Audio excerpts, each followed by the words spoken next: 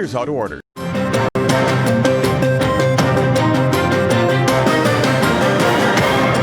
But to us, the big star would be the real American voices. Jesus! All right, yes.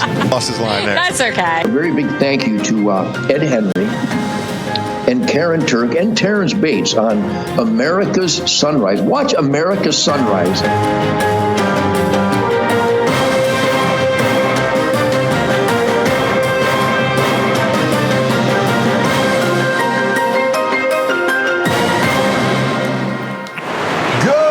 Patriots, welcome to this American Sunrise live in West Palm Beach, Florida. Good morning. Good morning. Happy Tuesday. Indeed. Good to see you. Good Tuesday morning, everyone. Happy Tuesday, live from our Denver, Colorado studios. Ed, Karyn, good morning. Good morning. Chicken nuggets today or not? You know what? I haven't checked my app today, and I haven't checked to see if the Rockies won, so I have no idea. But by let's figure that out. While you do that, we've got a special announcement, which is that the mainstream media has figured out their narrative, how to defend the Bidens for all the corruption, all the crimes, let's call it crimes, bribes, millions and millions of dollars.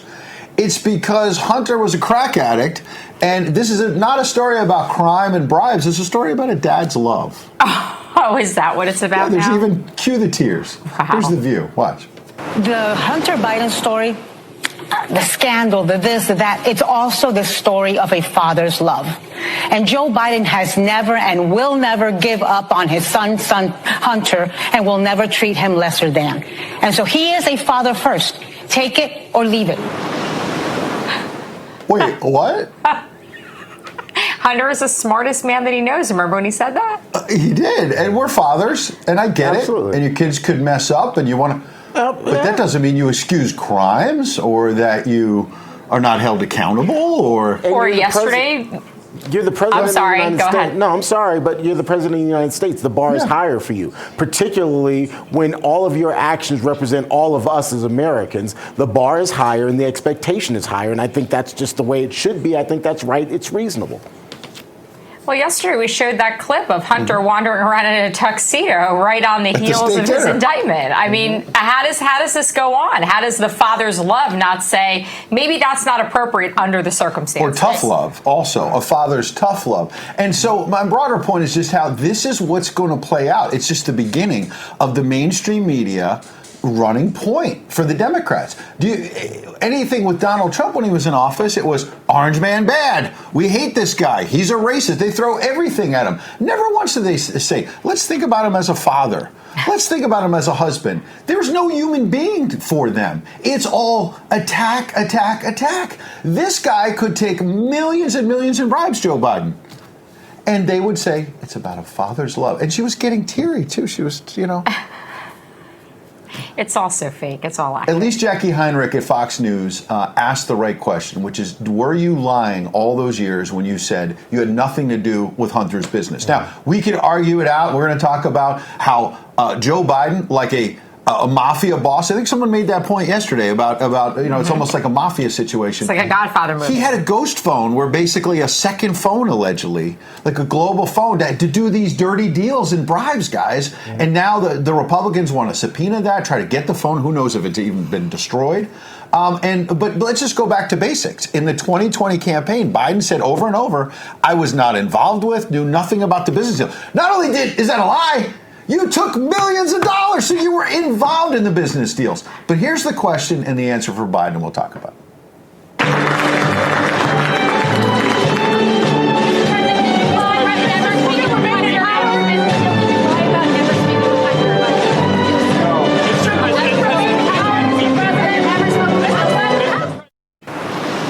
Did you lie about never talking about this with Hunter? And Karyn, the WhatsApp messages, the man was in the damn room with Hunter while he shook down the Chinese. I don't know. It's also ridiculous. I mean, the clip we're going to play in the next hour for me with Biden is just mind-blowing.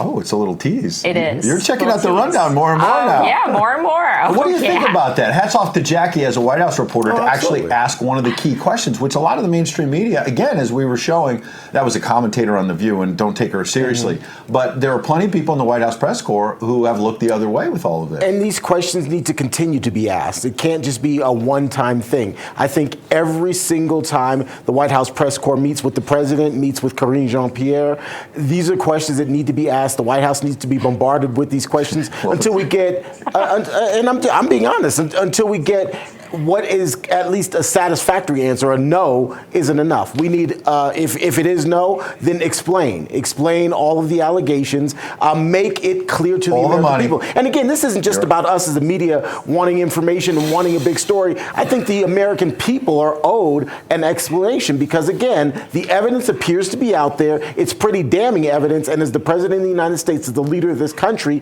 you owe the American people a real solid answer about what happened or what did not happen. If the American people aren't awake by now, I don't know what's going to wake them up. But I love the way you say her name. I thought that's why you laughed. I did. That's why I kind of smiled. You the way us. you say it with such inflection. It's actually a very nice name when you say it like that. But you were making a serious point, and I was trying to focus on that. I heard her laugh, and Jean-Pierre, the way you just threw it in there. KJP, is that better? KJP, Karine. Well, that's how I have to say it because I can't say it as eloquently as you can. But because you're very well traveled and you've been over in Europe quite a bit, you have that little French accent thing going on. I like it. I love that. Go ahead. No, I'm laughing at myself because I minored in French in college, and that's about the best I've got left is being able to say Karine Jean-Pierre in a French accent. That's about all I remember. You say it wonderfully. It was beautiful. I loved it. Love it. Let's stay on substance. So hats off to Tara on our team who saw this overnight. The Epic Times. New email contradicting Garland on a Hunter Biden probe as impeachment talks heat up.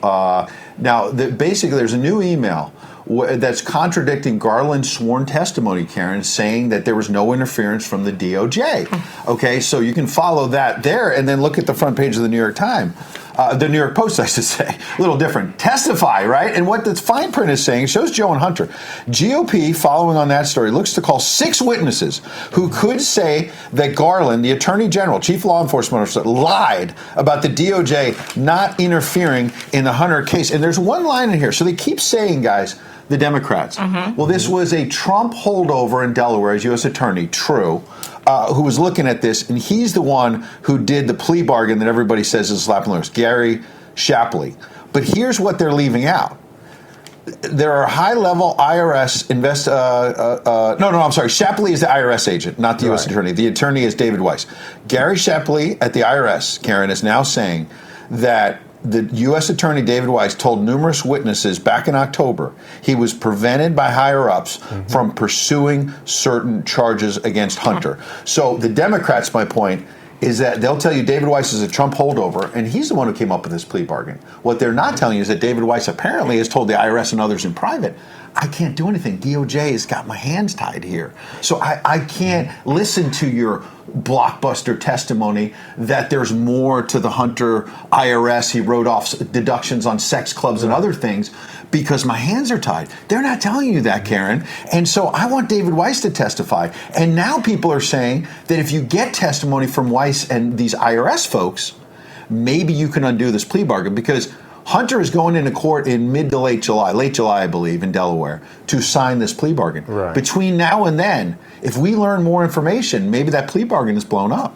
This is like The Godfather. This is a whole episodic series at this point. It's unbelievable what's going on. And to your point, Ed, according to these IRS whistleblowers, Weiss apparently was arguing that the DOJ was saying that there were jurisdictional issues, that based on jurisdiction, there were certain crimes that he could not pursue. There were certain charges he could not pursue, again, jurisdictionally. And all of that's coming out in these IRS whistleblower testimony. And so one of the things that it didn't cross with Delaware where he's a U.S. attorney, so then bring in the FBI, bring in the other federal agencies, as you know. With Donald Trump, they wouldn't let a jurisdictional issue stop them, right? They've got special counsels. They've got, Alvin Bragg, local, state, federal, you name it, Georgia, pick a state, Karyn. They're going to go after Trump. Of course they With are. Hunter, we have a jurisdiction. We're just stuck in Delaware, guys. Do you Exactly. believe that? And so that's something that Kevin McCarthy has said in recent days, that he wants to call Weiss in so that he can testify specific to that. And all of that, of course, would lead to a potential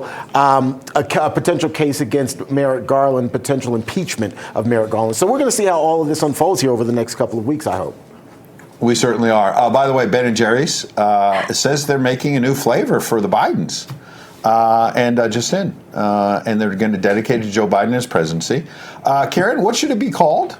Now, other people are putting out there brain freeze Biden, which happens with ice cream sometimes. But you had another one before the show. I was going along the same lines here when I saw this. Like, I can't remember the flavor, or a mystery flavor, perhaps, or maybe something about puppets. But then you brought up Hunter. Well, I was thinking cookies and crack pipes. There you go. What do you think, Terrance? Is that... It's definitely an attention grabber. It would be good for marketing. But you were saying, because I got to give you credit, you teed it up for me, but you had the idea, which is that there's a candy called crack candy, which is not crack cocaine, let's be clear. Like but a it's just a very, candy, right, so it could be cookies and crack candy or something. And there's recipes online. And people make that online. They do. So, they make crack ice cream. There you go. Hats off to Hunter. Get us your idea there. In Getter in the live chat. I see it popping already. Almost 1,500 people just in the first few minutes. People are interacting. It's wonderful. Let's look at the free state of Florida, shall we? Because it's going to tee up the presidential race for us. Karyn, Florida GOP now has... You've been here a while, so it's interesting to see the transformation. It used to be a purple state, go back and forth. Yeah. Now there's a 500,000 voter registration edge for the Republicans over the Democrats, meaning all these new people coming in from New York, New Jersey. There's a lot of Republicans, and there were already Republicans here.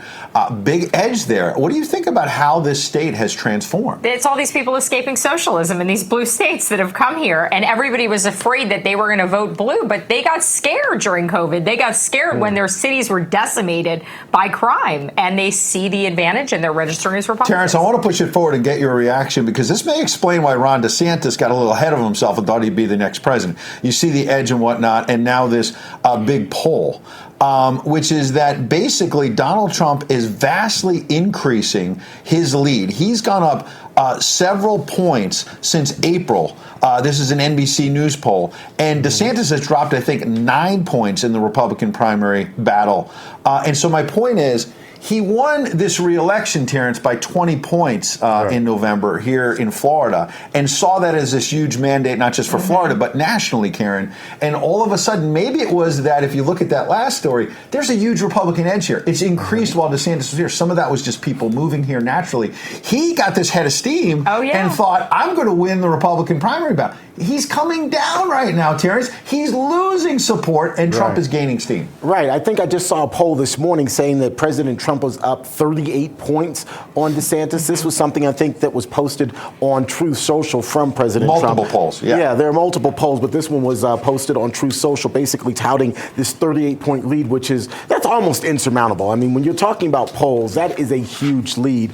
And I was really thinking kind of about your story on all these Republicans moving there to Florida, and I wonder if it's the Trump factor that has so many Republicans registering and moving to Florida, or if DeSantis is the factor, kind of who really benefits from this surge, if you will, in Republican voters there in Florida. I don't know the answer, but I think it's a question that needs to be asked. Well, we've got somebody who's lived here for the transformation. Freedom is the factor. That's the factor. It doesn't matter. It's not even, I don't think it's about the leadership. It's about people seeing the value and how they want to raise their families. I think it comes down to basic values and that quality of living that Florida provides. And DeSantis has been a big part of that. But, you know, DeSantis, as much in your Florida bubble as he's wonderful, when you travel outside of Florida, a lot of people in middle America don't really know who he is and the impact that he's made here. You're right, and they're still very much behind Donald J. Trump. Let's go to just the news on the Democrat side. Look at this.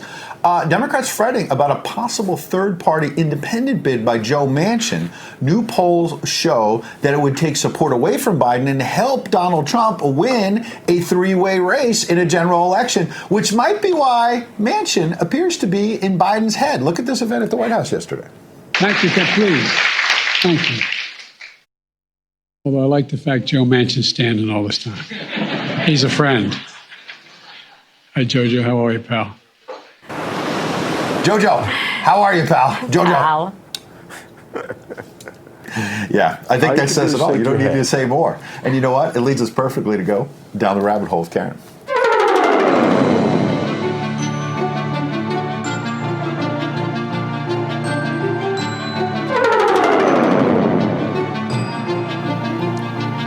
And sometimes the rabbit holes just write themselves. Karyn, They do. Harvard behavioral scientist who studies dishonesty, now accused of fabricating data in multiple research papers focusing on dishonesty. Yes. So, person studies dishonesty and is dishonest about the data they're using in their studies. This is the Ivy League today? And this is the Ivy League, and not only that, she is a leader in the industry. Her colleagues are trying to pour through articles right now and studies that she's done, because this person has done more studies on lying than anybody, any behavioral scientist. And she lied about the data. They're trying to unravel it now. Yep, lied about all the data. Talk about a niche field of study. That's kind of a very niche field of study. Yeah. And I guess she can always blame it on field study, that she corrupted the data as part of field study just to see if it would go over. That's going to be the excuse. Oh, and it gets better. In behavioral researchers, she is part of the 40 under 40. Can we even trust that? Is she 41 or 42? Is she really? No. Exactly. She might be Remains to dishonest. be She's seen. probably It's not a even rabbit 40 hole. years old. She's probably like 52.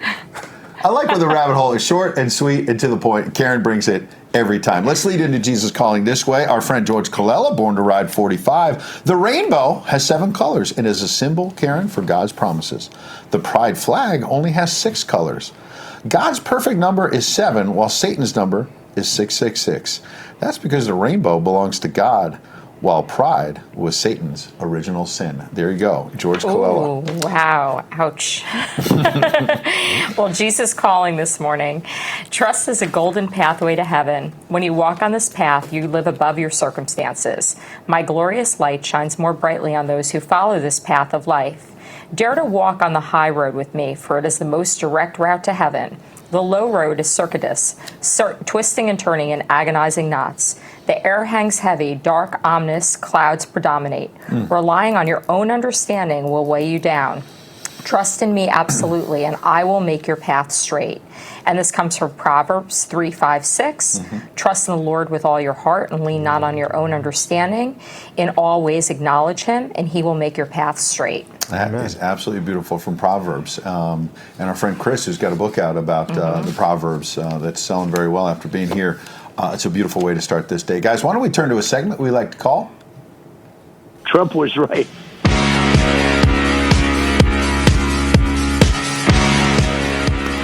I didn't really see Trump dancing. Is that just my monitor? What's going I don't know on? What happened there? All right. Trump was right about the loony left. Did you hear about this Democrat Rhode Island state senator? Now arrested for keying an SUV that had a bumper sticker saying Biden sucks. There it is. So he sees a car with a bumper sticker that says Biden sucks and decides to key it and got caught. This is what Democrats do right now. Here's what happened. Watch. Well, I heard a loud scratching noise, and as I turned the corner, there he was with keys in his hand facing the vehicle. He was blocking my way, saying I scratched his car. I didn't scratch his car. I'm a state senator. I think he recognized me. I think he's one of the gun nuts. I don't even know any of the senators, to be honest. Why would you key his car? Listen, he was threatening me already. There's a video. Okay, he was threatening me already. He wasn't threatening anyone, and he decided to key the guy's car because it said Biden sucks. And he got caught. And this is what the left is up to right now. And it seems like he tried to lie about it. Like that first caught time, on tape. it seemed like he tried to. Why would I do that? I'm a state senator. I think he recognized me. Oh, you caught me on tape. Oh, well, come on, man. Like, if you do Well, that applies to Biden. Come on, man. Yeah, if you do something like that, man up and say, okay, I did it, I made a mistake. You shouldn't be doing anything like that in the first place. But, because you are a state senator, you are being held at, to a higher standard. And so if you do break the law, then admit it and move on. Okay. Are they giving IQ tests for state senators? They're not doing it for the president. They're not doing it for the president's son. So I think we know the answer. In the meantime, Trump was right about everything woke turning to bleep. Michigan now has a bill that people there say will likely pass, Karyn, that will put people in prison for quote-unquote hurting someone's feelings in order to protect against what they call hate speech. I bet this is targeted at ultra MAGA people. Do you think? If I mean, you can stab someone in Michigan and get away with it. Exactly. Out on bail in these Democrat Karyn cities. has a point there, Terrance. There's a lot of Democrat cities where you could probably use, cause harm with a weapon and walk out on the streets. Yeah. But if you hurt someone's feelings in Michigan, you might be going to jail. You don't even have to say anything in Michigan. I'm just going to say Flint and water. Really? Yeah, let's focus on that. Let's help some real people. Good point. Great point by all. Hell of an A block. It's going to even be better in the B when we got some headlines coming up from Terrance. Tony Schaefer coming up as well. What really happened in Russia last weekend? Putin is fired up about it. So are we. Quick break. 81 million votes my ass. Make sure you go to mailmanmediamusic.com. The crime was committed in broad daylight. We're living on planet crazy.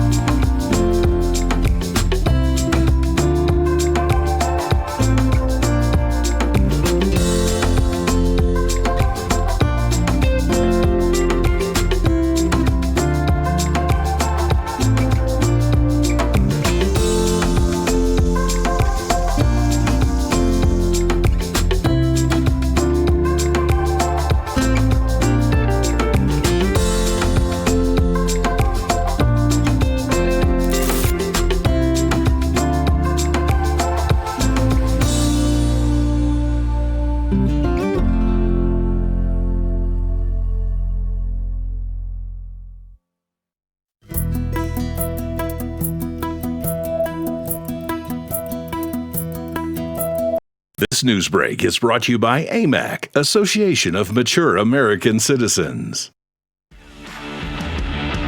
Right now. I can't afford That's right. groceries. I can't afford your gas. Gas either. It's bad inflation across the nation. 1 million votes my ass. By the way, that's Jeff Steele. Give him a follow on Truth Social. He's a great patriot, supports President Trump.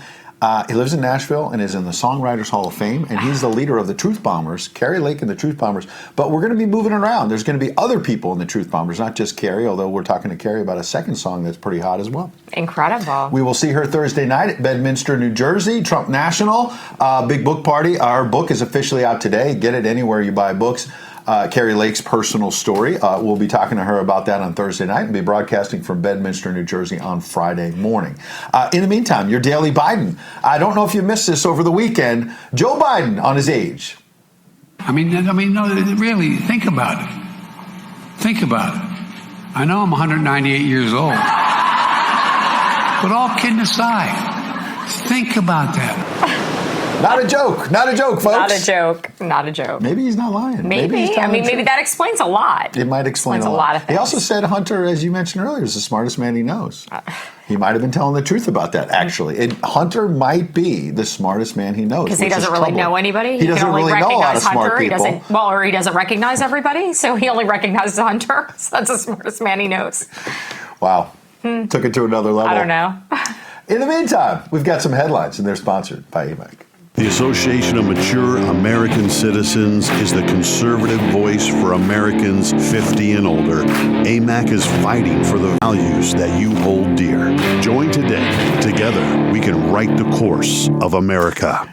That's right. We're bringing in Terrance Bates. Terrance, I'm looking at the live chat. We've got a woman, I haven't seen her before, Polly Horlander. She just said, best morning show ever, all caps. And I'm thinking, Polly want a morning show? Well, Polly, I'm just going to say thank you very much. We appreciate it because that kind of thing makes our day, particularly when we have to get up as early as we do. You're just moving on. You didn't like the joke? I really wanted a reaction for that. She laughed during the break. I tried it out on Karyn. She laughed. But you just moved on and said, Polly, thanks for watching. Polly, better? That was good. It makes up for it. I love it. All right, guys, let me get you updated on a couple of quick headlines here. A lot to talk about this morning. Governor Ron DeSantis is out with his plan to secure the southern border. He laid out his ideas while campaigning along the Rio Grande River in Eagle Pass, Texas, Monday. Taking aim at President Trump, DeSantis accused the 45th president of failing to take action to stop the flow of migrants across the border. As part of his plan, DeSantis says he'll end so-called catch and release and instead detain migrants who are caught coming across the border until they're hearing dates. The Florida governor is also proposing a denial of entry to any migrant claiming political asylum. Plus, he wants to tax migrants living in the United States illegally in order to pay for construction of a border wall. The issue here is important because there's crime, drugs, communities are overwhelmed, 100%. But it's also just a larger issue about, can our country get big things done anymore? I mean, I kind of feel like during World War II, we would have had this border sealed, in a couple weeks. Now we're in a situation where this has been a problem for years and years and years. So I think it'll be good for the country to just say, you know what? They finally dealt with the issue. And you may have noticed that Texas Congressman Chip Roy was standing with Governor DeSantis. He also campaigned with him on Monday, and it turns out that Representative Roy is standing with DeSantis both literally and figuratively as one of the first lawmakers to back DeSantis for president. I think the proof is in what you see Governor DeSantis having done as Florida governor with respect to the wall. Like, he'll get it built. He got bridges built after a hurricane. He'll get the wall built. We just don't need no more excuses, right? I think that's what you're going to hear from Governor DeSantis. No excuses. Build the wall. No excuses. Enforce the law. No excuses. Knock the knees out from under cartels who are targeting Americans, endangering us with fentanyl, empowering China. He's a no-nonsense guy, and America needs a no-nonsense president who can restore this country to sanity. While Governor DeSantis is trying to gain traction in his bid for the White House while still trailing President Trump by a really wide margin, current Vice President Kamala Harris is floundering when it comes to her approval ratings leading up to the 2024 Democratic primary and general election. A new NBC News poll finds 49% of registered voters have a negative view of the vice president. The network says Harris's net negative rating is the lowest for a vice president in the history of the poll. The White House is reportedly working with the vice president now to try and boost her appeal. Part of that plan includes more frequent appearances to tout popular Democratic policy issues. Happening today, a federal judge will consider arguments related to President Trump's motion to move his new criminal trial, or his New York criminal trial, out of the state court and into federal court. The Manhattan District Attorney's Office is charging the 45th president with falsifying business records in order to hide hush money payments to Stormy Daniels. Today's hearing is to get that case moved to federal court, and it's the first step towards trying to get that case dismissed altogether. The former president's lawyers argue the charges involve things that happened while President Trump was president, and since the alleged actions took place while he was serving in the capacity of a federal government official, they believe the federal courts have jurisdiction. The judge isn't expected to immediately rule on the motion. We, of course, will let you know when a ruling is handed down. Trump aide Walt Nauta has a date with a judge in Miami today to face criminal charges accusing him of helping the former president hide national security documents from investigators. Nauta's court appearance is scheduled for about an hour and a half from now. He worked for President Trump as a White House valet and continued to serve as an aide to Mr. Trump even after he left office. Nauta is charged with 6 counts of conspiracy to obstruct justice, making false statements, and withholding and concealing documents. He was indicted with President Trump on June 8th, but is just now heading to court because he didn't have a lawyer that was allowed to practice in Florida during his first scheduled court appearance. And finally, it's that time of year when pesky mosquitoes are buzzing all around and biting just about anyone and anything. But for the first time in decades, mosquito-borne malaria cases are actually popping up here in the United States. The Centers for Disease Control and Prevention says so far 5 cases have been confirmed in Florida and in Texas. The 4 Florida cases and the 1 in Texas were diagnosed over the last couple of months, starting on May 26th in Sarasota, Florida. As a result, the state of Florida is out with a mosquito-borne illness alert and is recommending that people use repellent with DEET in it. While the malaria infections are of some concern, the CDC says the risk remains very low here in the United States. And Ed and Karyn, as you guys know, malaria typically found in Africa. It's not something common here in the United States. But I wanted to bring you guys this story. Since you live in Florida, please be careful. Use repellent with DEET and take care of yourselves. That's frightening to me. I mean, it's only a few cases, but still, it's not something you expect to see here in the U.S. Go ahead, Karyn. If you wear an evening gown in the woods, you're definitely that video was something else. I don't know where you found that. This lady was mosquitoes. walking around in an evening gown with mosquitoes on her. It was interesting. But your point is more important, the substance of it, which I agree with. I was reading an article about that this morning, so I'm glad you have it up there. And what I was reading was that a lot of analysts are saying, so how would malaria come in to America from Africa? Is it because the southern border is wide open and as Donald Trump said back in 2015, and Trump was right yet again, Karyn, that folks are not just coming in illegally from Mexico and Guatemala. They're coming from Africa. We've seen them come from India. Ben Bergquam has the long list. So I don't mean to go on and on, but is that how malaria is coming into Florida and Texas? I don't know. We went down a rabbit hole the other day about Bill Gates breeding mosquitoes. That's right. You know, I'm just saying there's a lot happening with mosquitoes. What else did you see about that, Terrance, in all seriousness? Because that's what I was reading this morning, is that people are wondering if this has something to do with this open southern border. And you just had Chip Roy down there with Ron DeSantis. And look, hats off to the governor. We're going to actually talk about that next hour, because there's a huge border problem, since there are no border states anymore. And there's some dramatic video we have next hour of illegal immigrants rushing in off the beach here in South Florida. Ironic, because DeSantis is down there in Texas trying to talk about the border crisis that Donald Trump was actually doing something about substantively as president, okay? And DeSantis and Chip Roy were standing near a section of wall that was built by Donald J. Trump. Right. And meanwhile, there's illegal immigrants rushing in on the beach here in South Florida, which happens all the time. These smugglers get these boats. Right. They get folks, then they bring them, and they say, we're just going to slam into the beach, and you run. Right. And then once you're on dry land, it's that wet foot, dry, Right. Dry foot, wet foot.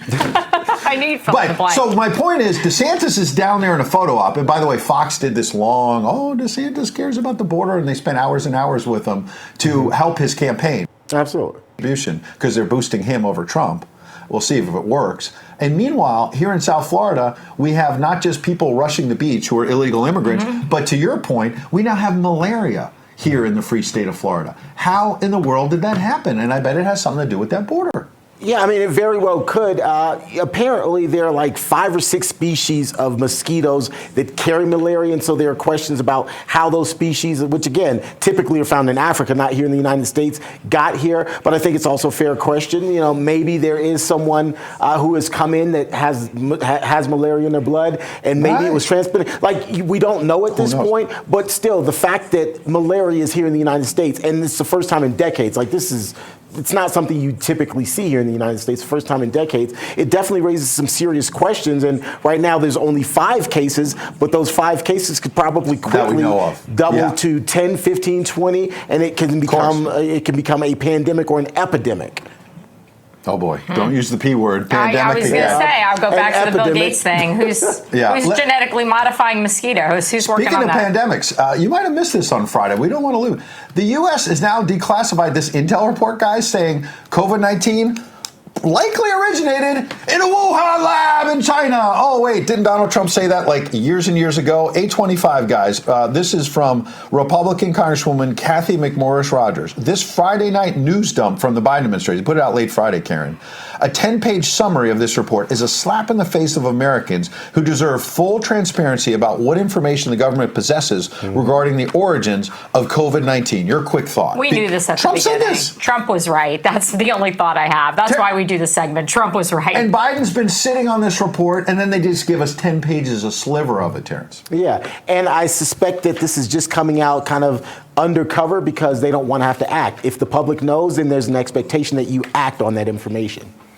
You're absolutely right. Yeah, distract. Maybe they'll indict Trump again just to distract us from that. Well, that's coming. Maybe. I bet it's coming.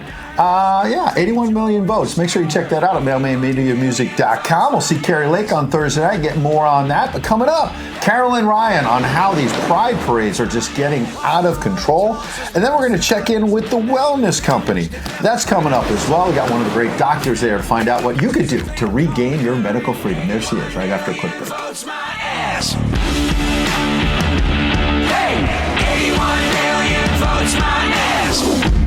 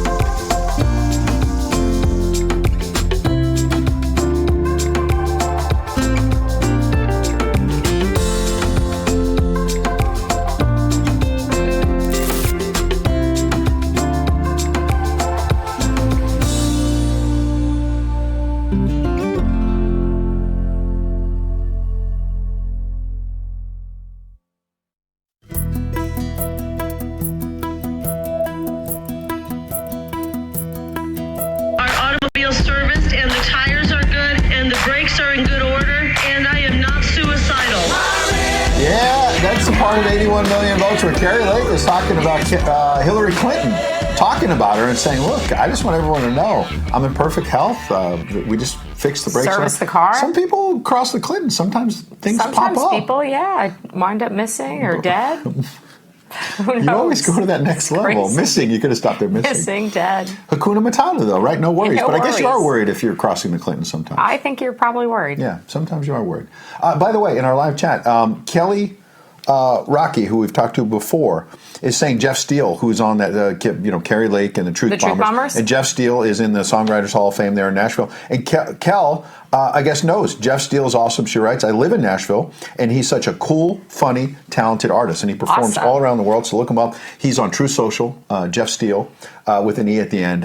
He's a great songwriter, great singer. You hear his vocals there, among others. So anyway, we got more songs coming, including a brand new song coming out Friday. We'll tell you more about later this week. In the meantime, we've been talking about these pride parades, right? And there'll be people on the left say, oh my gosh, this is freedom of expression and whatnot, and then, consenting adults and all that. And then you look at the actual photos and video, and it's not consenting. It's adults who are naked on bicycles and the rest of it, showing off genitalia to kids, which in a normal world is against the law, or at least there used to be something called public decency, where you had to keep your clothes on in public. Right. Has that gone out the window? Do we not have that? We thought we'd bring in Carolyn Ryan because we knew that she would take great care with this story. Obviously, it's breakfast time, and you and I talked about this off the air, that we want to handle this as tastefully as possible. But this is happening, Carolyn, as you know, as you dug into the story. This is happening in cities like Seattle, and there are kids on the side of the road for these parades watching these adults acting ridiculous. And so good morning to you. What did you find as you dug into this story?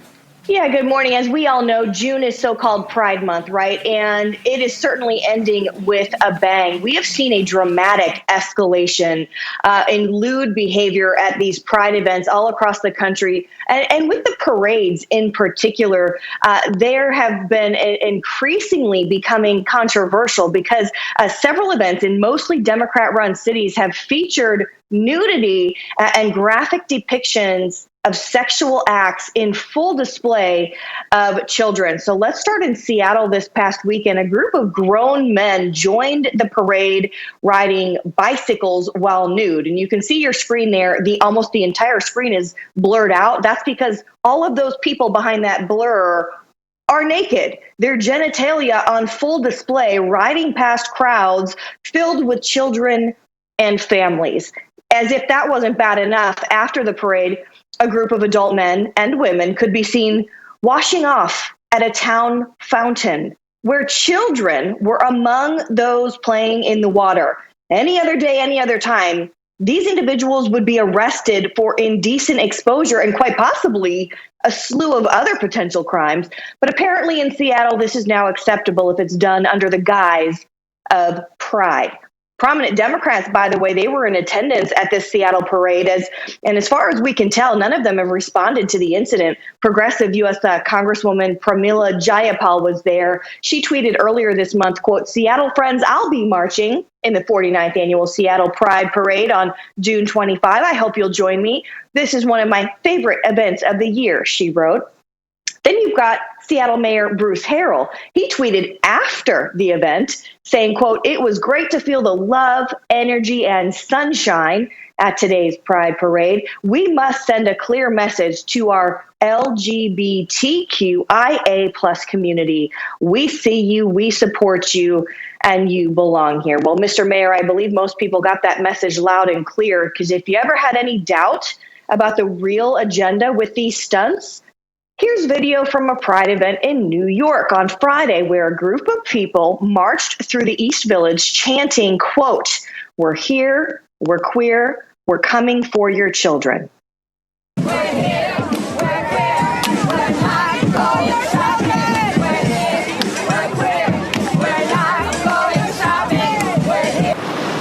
And the backlash to all of this growing online, conservative commentator Liz Wheeler taking to Twitter to comment on the video saying, quote, queer theory was never about equality under the law or tolerance for alternative lifestyles.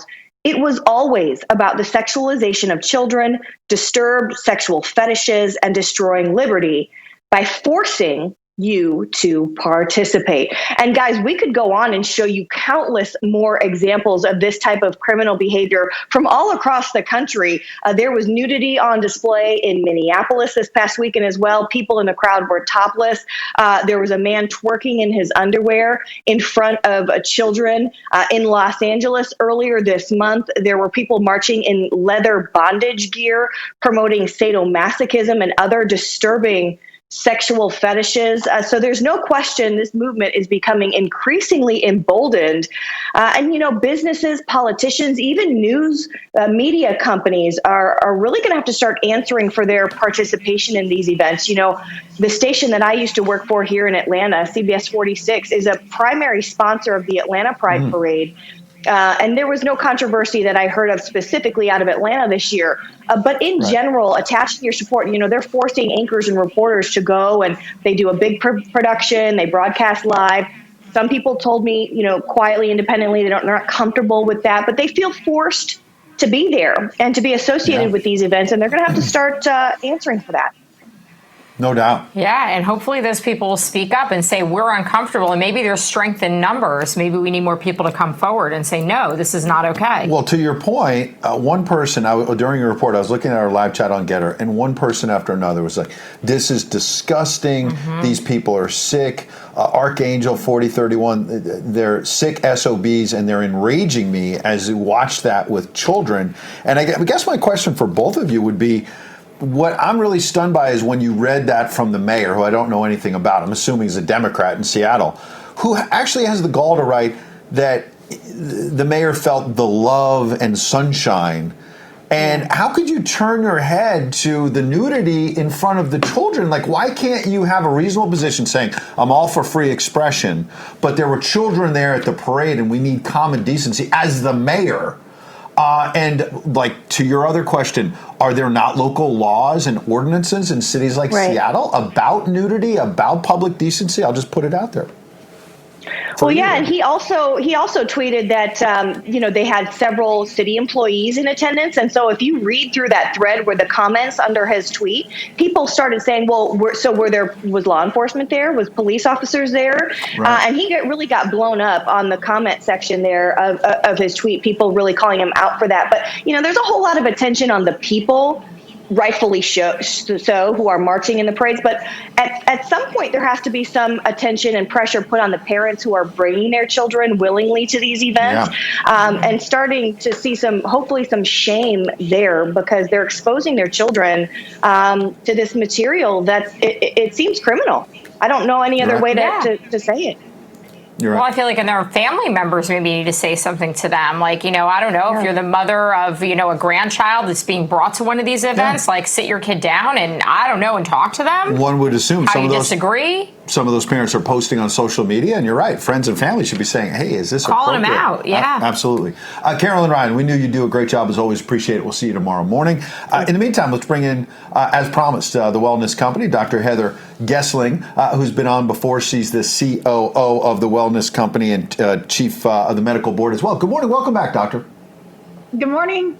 Good to see you guys again.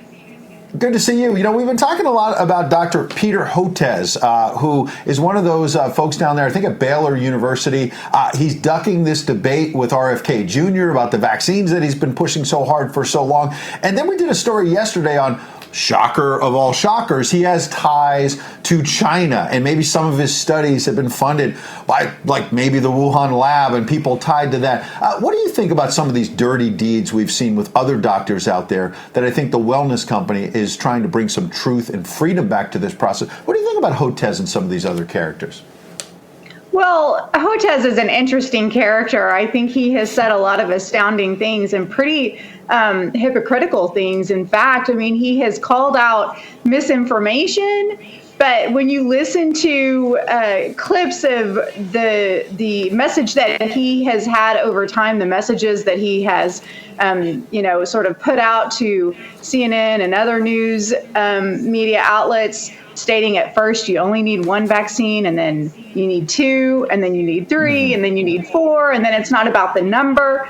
And he has the sort of hypocritical audacity to be able to state that misinformation has affected the population and created harm, when in fact he hasn't had a solid message from the beginning. And of course he's had, all of these other involvements that, as people have heard about Hotez, have been digging in and realizing that this guy is really not exactly how he portrays himself. And if he has been involved with the gain of function, and then bringing in his own vaccine potentially associated with the the virus when he was initially involved with the research is astounding. Astounding. To say the least. Yeah, to say the least. It's crazy. We appreciate you breaking that down real quick. We got about a minute. I'm going to put it up there. twc.health/RAV. You get that 10% discount. We talk about spike support right there in the middle, which is great. Also on the left, I've been taking Dr. Peter McCullough's important heart and muscle supplement. Talk about spike support and the spike proteins out there. A lot of people not feeling 100% post-pandemic. Why are these supplements important?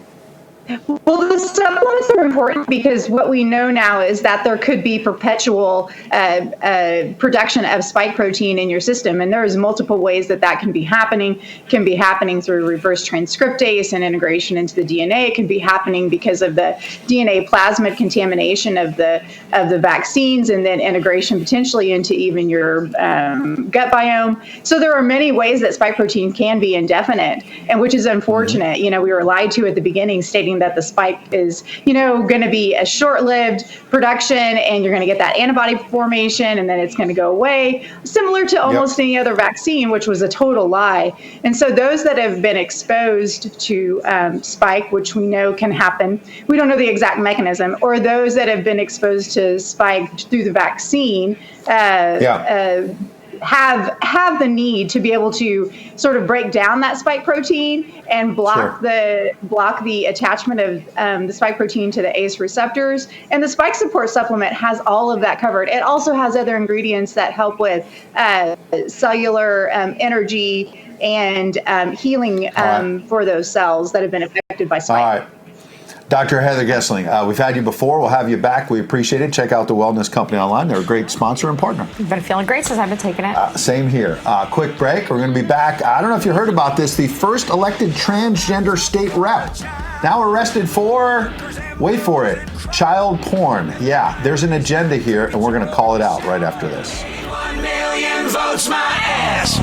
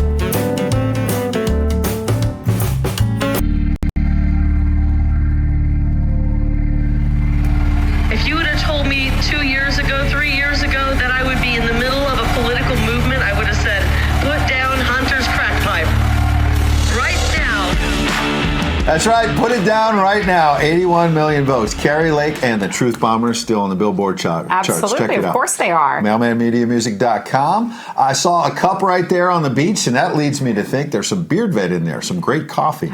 Stay awake, not woke.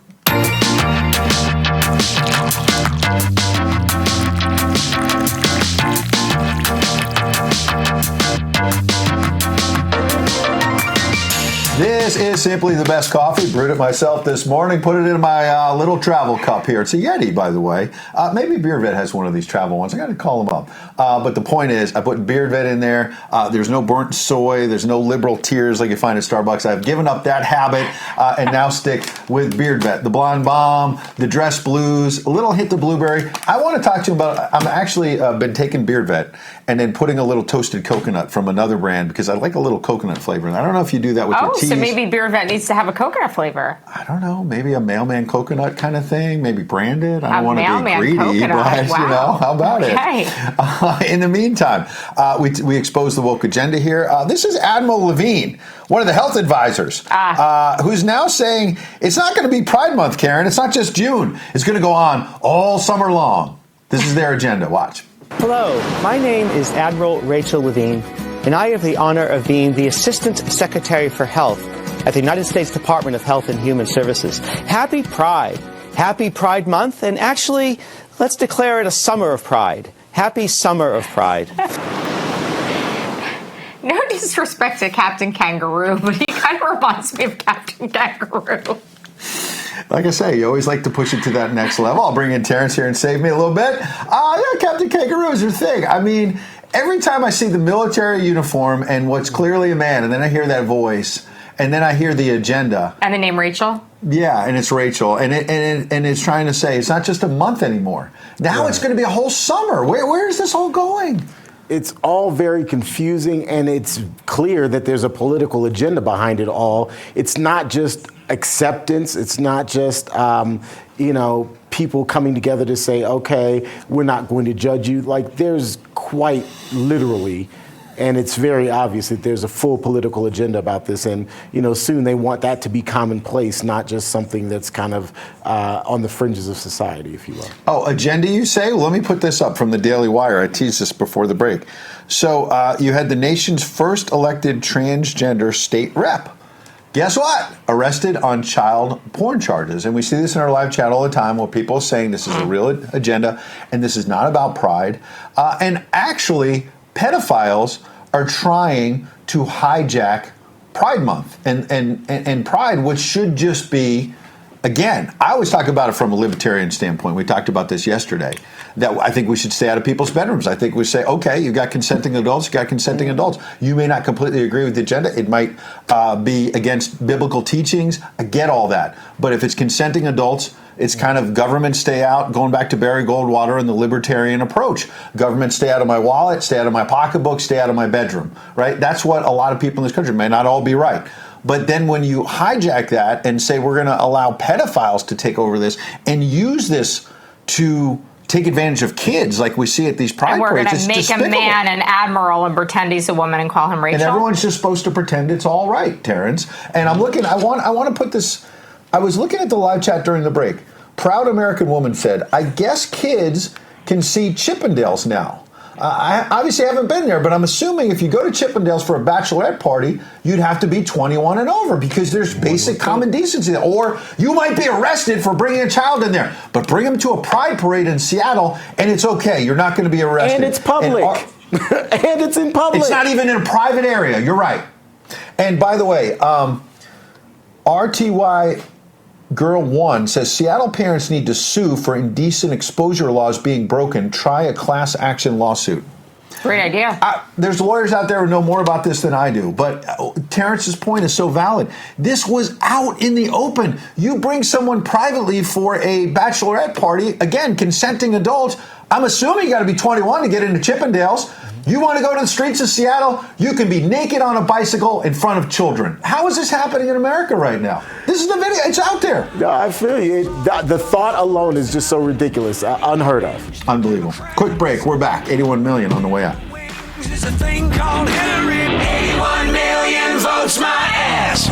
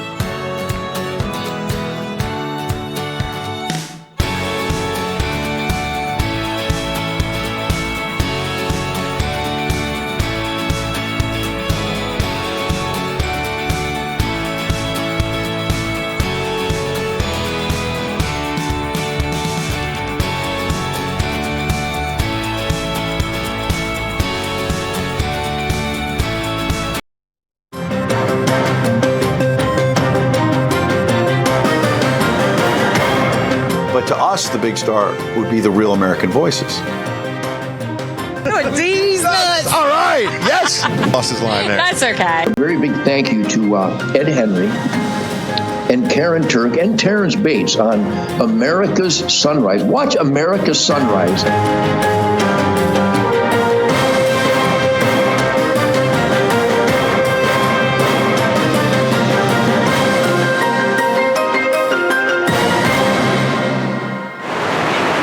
Good morning, Patriots. Welcome back to this American Sunrise. Live from West Palm Beach. All right. I love it. That was a hot pink live. I love it. Good morning, everyone. Live from our Denver, Colorado studios. I'm all grayed out. They're all hot pink. Either way, we appreciate you being here this morning. Guys, good morning. Hey, you had to change the plans. You had a different color at first. I did. What happened? I didn't like the neckline on the dress. It was a long story. I had to change. The neckline, okay. All right. Was it too low, too high, too restrictive? Like you got to explain now. It was a little too low. It was questionable. It was a no. All right, we don't want any questions. We just want to go straight ahead with the truth. We appreciate all of you. So many people in our live chat on Getter. The show just keeps on growing. That's awesome. Absolutely. In the meantime, yeah, there it is. Let's check out all these people. You know, Terrance, there's so many people. We were talking about it in the break. Karyn and I, and John McIntyre said totally nude parade in 2 states, Seattle, Washington, and the other Washington, the White House lawn. You remember that, by the way? It was just a couple of weeks ago. I wanted to block it out. I think I forgot about it consciously. Pride event in Washington, D.C. on the White House lawn. And there were, TikTok videos of people without their shirts and showing off parts and all that. And finally, I think they had to sort of kind of apologize. They were shamed into apologizing, and basically they've now banned some of the people who were there at the Pride event at the White House. Anyway, I don't mean to digress, but I still can't get over the fact that people in the live chat are saying, okay, so now can you bring kids to Chippendales? And they don't really mean that. They're just saying there are actual laws and local why not? ordinances. They take them to drag shows at drag clubs. At restaurants, right? And then you're at a parade. And here's the thing, if someone was dumb enough to take a 16-year-old for their birthday or something to a strip club, they'd probably get arrested, right? Even if they said, hey, this is just a joke. Right. But the pride parades, they're not even 16, 17, 19 years old, Terrance. Right. Some of these kids look like they're not just 7 or 8. Some of them are 3 or 4. I mean, they're toddlers, and there are parents who are bringing their kids, like these young toddler kids in strollers, to these events. Yeah, in strollers, you're right. Right, and we've said this all along, and I'm going to always say this. To me, it comes down to decency. And what should you let your child see, and some of these displays just aren't decent. They're not age appropriate for kids that young. And that needs to be part of the conversation, and unfortunately it's not. We need law and order in order to enforce the laws, wouldn't we? Who talked about that? Donald Trump talked about that. Trump was right in 2020. There's now CNN out there this morning. They've got this audio tape saying Donald Trump was talking about classified documents with people. There's going to be essential to the case against him by the government and the special counsel. And meanwhile, right before our eyes, Joe Biden is admitting to spilling state secrets, or at least that's what it sounds like. At a little event at the White House, I think Tim Cook from Apple and others were there talking tech. This is unreal. Here's Joe Biden. What? I was just thanking, anyway, I started off without you. And I sold a lot of state secrets and a lot of very important things that we shared. Now, I want to be fair. He went on to say, I'm joking, but I've sold a lot of state secrets, Karyn. When we hear about all these bribes, all the millions from Ukraine and China, well, God knows what this man's done. Did you notice how appearingly confused he was leading into that comment that he made? So maybe he unraveled it afterwards, but the whole beginning of the sentence was complete confusion. Well, and I keep having people on social media say to me that when we play some of these clips where he appears to be joking, that when you have dementia, you tend to blurt out the truth sometimes, Terrance. Not a doctor, not going to play one on TV, but it is sort of interesting that he blurts these random things out. I'll just put that out there. No, absolutely. And context is everything. And those sorts of statements now come in the context of FBI documentation and evidence that he very likely did in fact sell state secrets, did in fact sell authority, sell kind of influence, if you will. So saying those kinds of things, even if in jest, even if joking, with the context of FBI and other evidence like that, just doesn't, first of all, present a good face publicly or globally, and also it raises even more questions about the evidence that's out there already and the veracity of that evidence. There's so much of it. Yeah. So much evidence. There is. And we're going to be talking about it for this hour and many days forward as well. And people blurt all kinds of things out. Are there enough hours in the day to talk about all of it? Hey, if you want to blow through a war room, call Bannon and we'll see whether or not. I don't think he's going to share the airtime. He'll be here at 10. He'll be speaking some old-time religion. But people blurt out things all the time, even when they have their faculties. Right? I mean, Karyn yesterday blurted out her admiration for this weightlifting spotter for RFK Jr. We still the on backward baseball. Are we are, because I want to show you this tweet, Karyn. Great. Ashley St. Clair is very funny on social. The left. RFK is injecting himself with testosterone. He knows nothing about health. Also the left, injecting children with testosterone and estrogen and cutting off their organs, that's healthcare. Let's follow the money. Who's making all this money on this testosterone that they're passing around? Yeah, I mean, let's put it up. So, Karyn, have you had more time to think about it? So there's RFK. Most people... I have not thought about it since yesterday, but I'm glad we're playing the clip again. So most people have focused on RFK with no shirt. We're playing the clip again. Very pleasant. But the spotter with the backwards hat. He's got nice arms. Yeah. He's a nice-looking young man. Nice-looking young man. He's a nice-looking young man. But it's interesting because Donald Trump did an interview, Terrance, with, I think, Eric Bolling at Newsmax last night saying, hey, I think RFK Jr. is speaking a lot of important truths and whatnot. And some people I've talked to privately who advise this president have been saying that they hope he finds a way, Donald Trump, who obviously created Operation Warp Speed because he had the best information he had at the time as president was that the vaccines might help people. I stress might help people. Since then, it's been clear that Fauci and others probably lied to him, exaggerated things. There were all kinds of problems.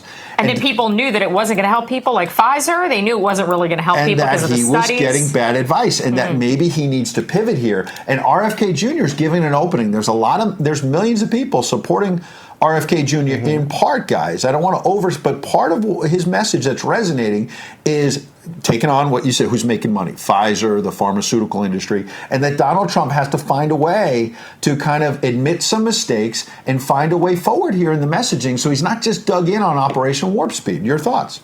No, again, now, basically 2 years later, we have different information than what we had early on. And President Trump now has different information to make decisions on and to move forward with than he had back then. And so while decisions were made, and you hold people accountable for the decisions they make, I think it's also fair, and we have to be reasonable and fair about the situation when looking at how he made those decisions and the information he had at his disposal at that time based on what he knows now. I think, again, context. I've been using that word, I guess, a lot today. Context is everything, and that's the context in which he made those decisions based on what he might do today. He didn't know then what he knows now. If you make a decision in good faith and later on you find out that it's the wrong decision, you'd probably be apologetic for that decision. We haven't seen one person unravel that in this entire time and say, hey, you know what? I'm going to backtrack that. I was wrong, but I did it based on this or that. We haven't had any of that Fauci and the others, and they've just dug in, and all the pharmaceutical companies and all the rest of it. Important points made by all. Let's push forward. We mentioned we'll be at Trump National Bedminster Thursday night and then Friday morning with the show. There's another club in Miami, Trump Doral, and a Buffalo Bills player was going to have a charity event there, a golf event coming up, and had to cancel it. Well, why is that? So this is Jordan Poyer.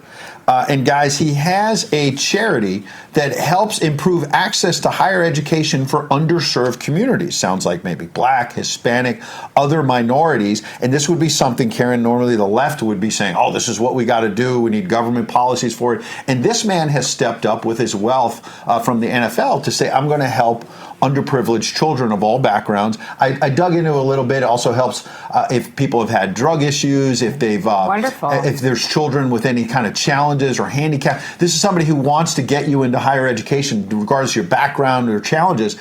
And what happened is he just happened to pick. Maybe he's got a lot of friends in Miami, a lot of athletes that come there in the winter and throughout the year. Great place to be. Land of freedom. There Florida. You go, free state of Florida. And what happened is because he was having it at a Trump golf course, which is a fabulous golf course and is. great amenities and all the rest of it. And the money, again, is going to charity. People on the left, Karyn, went after the sponsors of this and said, how could you do this at a Trump golf course? And the poor man, this Buffalo, I don't even know if he supports Donald Trump. He's an NFL player trying to help kids of all backgrounds. And he had to cancel the event because the sponsors were facing so much pressure because it was a Trump course. How despicable is this? It's pretty despicable, but we know the left doesn't care about our children. It's true. And Tanners, look at this. Mark Levin said it best. Sleazy woke corporatists and the Democrat Party activists killed this charity event that benefits untold numbers of individuals. Why? Because their hate for you exceeds all else. Because I think he's talking not just about Donald Trump, but the MAGA movement. What's your reaction to that? Because again, I don't know Jordan Poyer's politics. Doesn't matter. He doesn't even necessarily support Donald Trump, but he's supporting these children.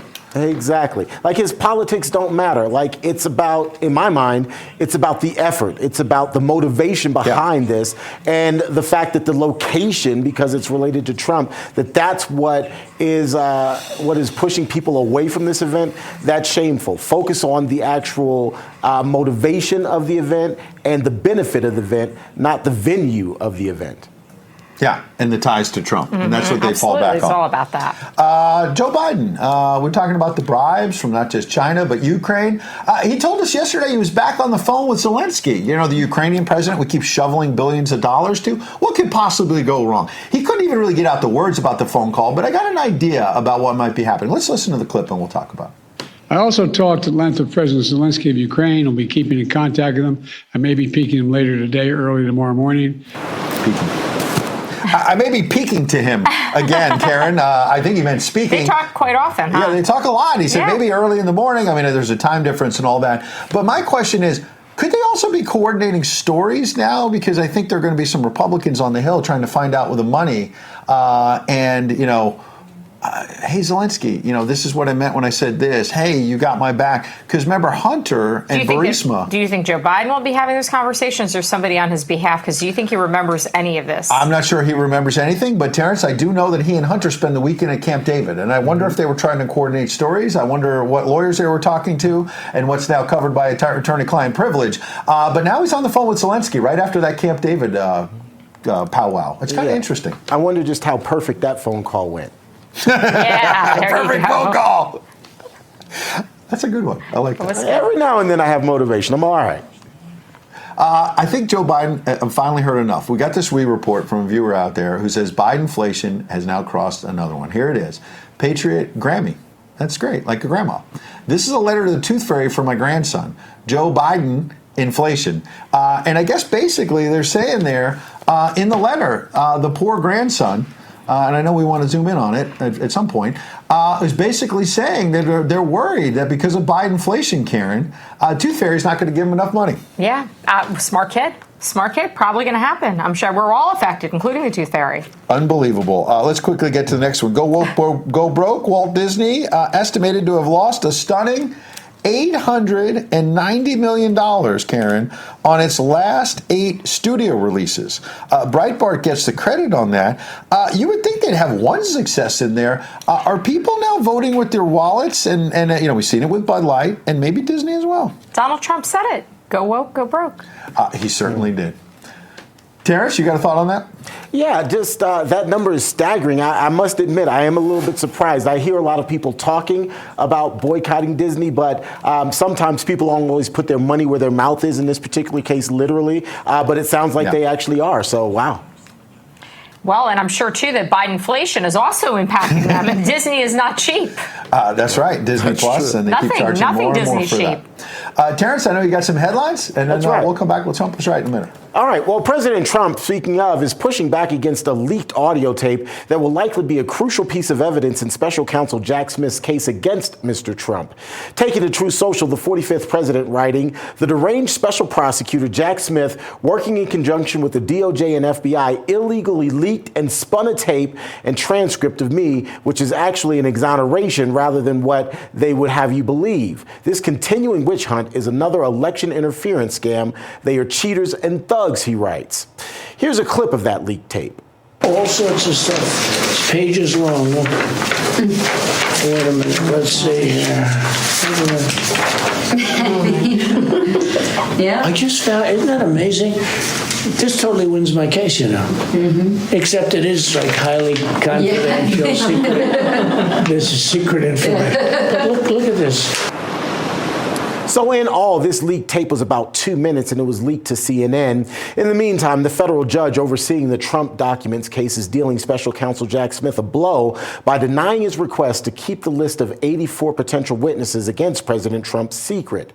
Instead, Judge Aileen Cannon ruled that the feds failed to adequately explain why it would be necessary to keep those names under wraps.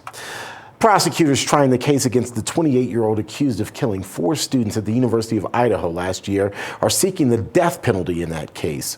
The suspect is expected back in court today for a hearing. He's charged with 4 counts of murder in connection with the murders that sent shockwaves through the town of Moscow, Idaho. The 4 victims' bodies were found in a rental house near the University of Idaho campus. Investigators say DNA evidence, cell phone data, and surveillance video linked the 28-year-old to that crime. He has pleaded not guilty, though.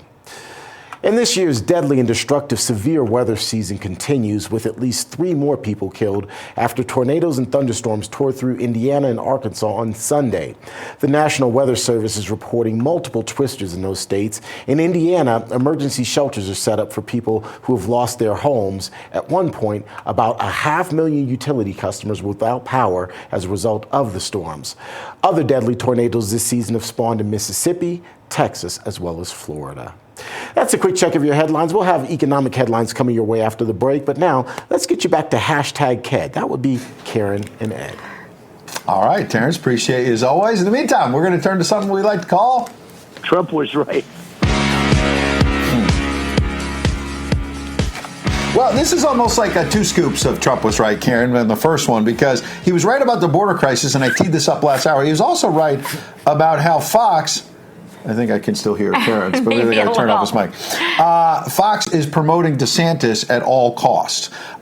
This is Bill Malugin, who's one of their great reporters, and he followed DeSantis around for hours. And you see there on the border, DeSantis says under his administration he would change rules of engagement to allow for deadly force to be used against illegal immigrants cutting through the border wall. If you drop a couple of these cartel operatives, they'll stop coming, okay? But here's the thing, Karyn. He's standing near a border wall with Chip Roy, who's now endorsed him. Oh. And who built the border wall? Built that wall? Who built that wall? So DeSantis is going to get credit for the Trump border wall now and say, I'm going to get tough? Trump was the one who was doing the hard work for 4 years. DeSantis has no shot. It's incredible. Meanwhile, here in Florida, while he was in Texas, NBC Local had this story. Border Patrol now investigating possible migrant landing. Well, it wasn't possible. It happened in Miami Beach. Border Patrol agents investigating a possible migrant landing. So this happened Sunday after a vessel was found on shore. Miami Beach police say they received calls about the vessel, which was found between 37th and 39th Street in Collins Avenue. Pretty busy area. Here's apparently a soundbite of this. The boat just slams, and you can see it right there. And the illegal immigrants run out of the boat. Here's a soundbite. All right, take a look at this video recorded today by someone at Miami Beach. It shows that boat you see there reaching the shore and then several people running onto the beach. The person who took the video says this happened between 37th and 39th Street on Collins Avenue. Miami Beach police tell us they got a call about the boat today, but when officers arrived, no one was on board. They also say they believe the boat was stolen out of Bimini. Police say they have notified Border Patrol so they can investigate.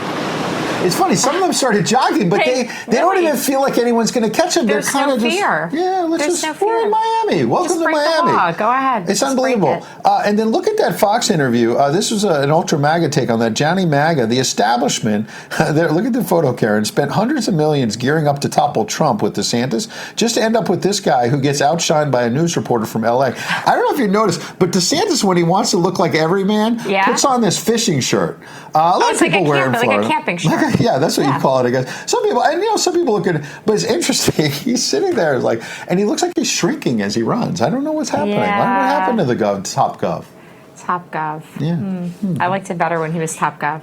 Real quick, Fox has this story. Let's give him credit. Senate Republicans moved to stop Buttigieg from using private jets. He's, quote unquote, wasting taxpayer dollars. This guy was absent at the height of the supply chain crisis, right? Then he makes that drive-by to East Palestine when we were there. Drive-by is a good way to put it. A good way to put it, right? And he put on the construction hat like he was Bob the Builder. It was a photo op. Little photo op. And then the rest of the way, he's on private jets. Why he's not on American Airlines and United Airlines as Transportation Secretary is beyond me. I'm glad Senate Republicans are calling him out. We're going to take a quick break. Coming back, we're going to try to drain the swamp with somebody who's in the swamp, our friend Stephen Moore. But you know what? He's found religion. He's trying to take on the swamp, and he's going to talk about that right after this. Hey, 81 million votes, my ass. You failed.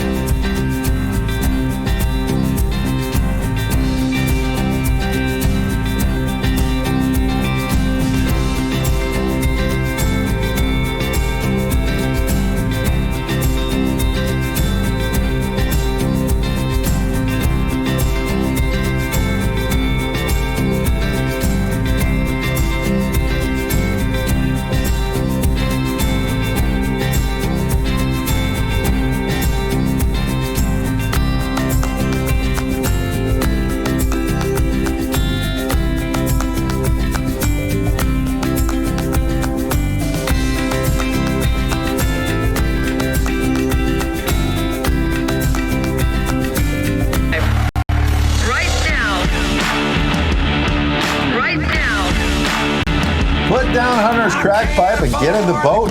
Seems like a good time this summer to get out there in South Florida. That water looks good. It looks refreshing. And enjoy American sunrise. How about that? Every single weekday we'll be at Trump Bedminster Thursday night with Carrie Lake and the Truth Bombers, 81 million votes. You can check that out at mailmanmediamusic.com. But she has a new book out today with 45books.com. With So Winning exciting. Team Publishing. I'm sure it's going to be a bestseller, and she's kicking all that off this week. We'll be talking to her about it. You'll see that interview later this week. In the meantime, it's time to drain the swamp.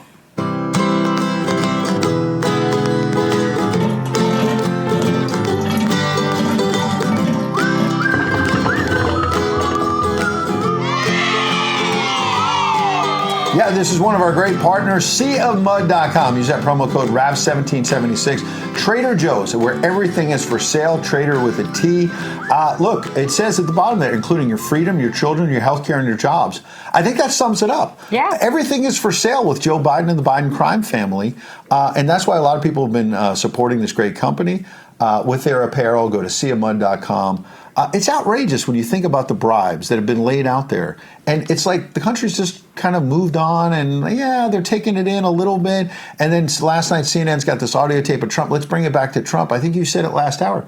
There'll be another indictment soon of Trump. Let's just distract it. Let's just keep piling on him and not admitting the truth of what's going on with the Bidens. Drag queens on the lawn of the White House, showing their body parts. Unbelievable.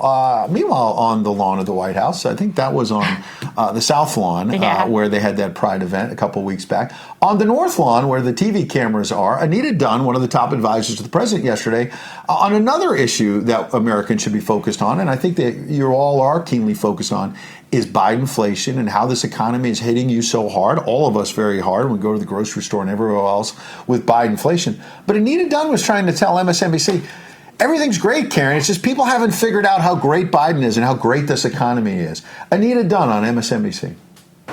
The American people have seen the huge successes.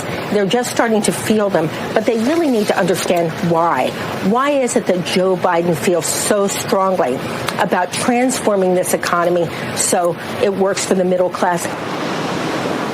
Why he's working so hard for the middle class. It doesn't feel like he is, and I don't feel a recovery out there, but maybe Stephen Moore, who's smarter than us on the economy, is feeling. Stephen, good morning. I see you laughing there on the monitor. Can you believe it? We're just too dumb to figure out how much Joe cares about the middle class. Yeah, we just don't know how good we have it right now. Well, look, I'll give you a couple of statistics that really just refute what Anita Dunn was saying. When Trump was president, the average middle-income family, that middle class that Anita was talking about, saw a $6,500 increase in their after-tax and after-inflation income. That's a big gain. Do you know what the number is under Biden after 2.5 years? Negative $4,000. So the average family, and the reason is because inflation, we've had an 18% increase in prices since Biden came into office. Most people's incomes have not gone up by $18,000 unless you live in the swamp. People in the swamp are loving it. There's a reason that 3 of the 5 wealthiest counties in the United States are in Washington that doesn't produce anything. All we do is take your money. And so you've got this situation where the people in Washington, like Anita Dunn, are completely out of touch with Main Street America. There's a reason, Karyn and Ed, that 70% of Americans say the economy's heading in the wrong direction. You know the reason? Because it is headed in the wrong direction. When you got a $32 trillion debt, when people can't pay their bills, come on. Yeah, and these people are riding around on private planes. They're not doing their own grocery shopping. Exactly. They're not feeling the pain of the pump. They're not. That's but right. Look at this. Let's play this clip. Karine Jean-Pierre at the White House podium. She was channeling Anita Dunn, I think. Watch. As you all have stated to me, some Americans don't quite know all the full impact of the president's economic policy. So this is an opportunity for the president to go to Illinois and do just that. By the way, hold on. Did she just say Illinois? Yes. Yep. I'm from Illinois. You guys know that. A third grader knows it's Illinois, not Illinois. I'm glad you pointed that out because that's not the substance of it, and we'll get to it. But how does the White House press secretary? She does this all the time on major issues. She doesn't even know how to pronounce the state of Illinois. It's insane. Yeah, it's pretty bad. But look, this idea in the White House that people just, don't realize how good they have it. They have to get out of Washington and go to real places across America, especially rural America, and see what people are really facing. People are facing higher prices, declining real incomes. They know that the debt, you've got a debt problem not just in Washington, but you got over $1 trillion of credit card debt. The reason people are able to spend more is they're borrowing more. Well, you just can't do that forever. And I think Americans understand instinctively that there's something terribly wrong with what's going on in this country right now. Real Americans, listening to Real Americans, has Joe Biden been to East Palestine yet? Not yet. Waiting. It's been 120, 130 days since that train derailment. Let me put this up real quick. Last question for you. The Messenger has this. I think Al Hunt, who's been in the swamp a long time as a writer, he's now saying Democrat governors like Gretchen Whitmer, oh gosh, please don't run for president in Michigan, or maybe please run against Trump because he'll beat her. Roy Cooper in North Carolina or Gavin Newsom should think about running. When swamp creatures like that are saying that the Democrat governor should get in, Stephen, doesn't that tell you that everything Anita Dunn is saying is wrong? That these longtime liberal pundits are saying Biden can't win? Yeah, he can't win, and that's why I hope that he is their Democratic. I hope he is the nominee, because I think he'd be easily the easiest one for Donald Trump or Ron DeSantis to defeat. And so you do have a lot of these governors waiting in the wings. Gavin Newsom, he did a pretty good job the other day. He was on, I think, Fox, and so I'm worried more about these Democratic governors, because there's no way America. Let's just say for 1 minute that it were Trump and Biden in a rematch. What is Trump going to do? I saw the president a few weeks ago. He just looks right into the camera and says to the American people, "Are you better off than when I was president?" And you know what? And the answer is no. Hell no. Hell no. Yeah, hell no. That's exactly right. Stephen, we got to run. We appreciate you as always. See you next week. We're going to go live to Wall Street in a minute. Economic Headlines, sponsored by AMAC. The Association of Mature American Citizens is the conservative voice for Americans 50 and older. AMAC is fighting for the values that you hold dear. Join today. Together, we can write the course of America. All right, you can hear the bell ringing right there, guys. The markets are open. Dow's up about 27 points. S&P up 11. NASDAQ jumping up 51 points. So it's starting out green. Terrance, as we begin a new day live on Wall Street, and you've got some economic news. That's right. Asset management company HSBC says the U.S. will fall into a recession starting in the fourth quarter of this year, followed by a, quote, year of contraction and a European recession in 2024. In its mid-year outlook, the British banking giant says that recession warnings are flashing red for many economies and that fiscal and monetary policies are out of sync with stock and bond markets. HSBC's global chief strategist says that we are already in a mild profit recession and corporate defaults have started to creep up. He also says the silver lining is that high inflation is expected to moderate relatively quickly and create an opportunity for central banks like the Fed to cut rates. Well, folks, if you think you don't need emergency food, you may want to think again. The government recently revealed the truth about the coming food shortages. According to the USDA, fully 1/3 of Americans' annual planted crops will not be harvested this season. Severe droughts and fertilizer shortages wipe them out, and that means that food is going to get scarce and expensive. So, is your family prepared for that? If not, now is the time to stock up on emergency food from My Patriot Supply, and you can get that food at discount prices. Go to preparewithrav.com and you'll save big on each 4-week emergency food kit you purchase for your family. That's preparewithrav.com. You'll get breakfast, lunches, dinners, drinks, and snacks that will keep everyone going strong. Best of all, the food is delicious. Your entire family will love it. Act now and save big on each 4-week kit that you need. Go to preparewithrav.com and get free shipping as well. What could be easier? Listen, you'll never forgive yourself if you let your family suffer if food shortages, in fact, do become a reality. So go to preparewithrav.com to order your 4-week food supply kit. And Ed and Karen, I have to tell you, the folks over there sent me a couple of supply kits. I got some oatmeal and some other chicken meals.